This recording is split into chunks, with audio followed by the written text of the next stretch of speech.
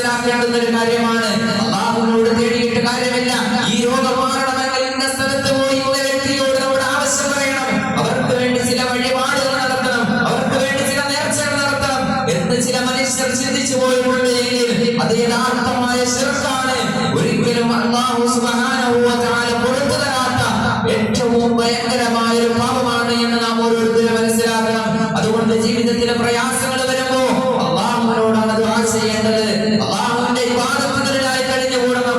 അല്ലാഹുവുമായി ഏറ്റവും കൂടുതൽ അടുക്കുന്നത് നമസ്കാരത്തിലാണ്. ആ നമസ്കാരം ജീവിതത്തിൽ ഉണ്ടാകണം. സുജൂദില് ഒരു മനുഷ്യൻ കിടക്കുമ്പോ അവൻ ഏറ്റവും കൂടുതൽ അല്ലാഹുവുമായി അടുത്ത് നിൽക്കുന്ന സമയമാണ് എന്ന് റസൂലുള്ളാഹി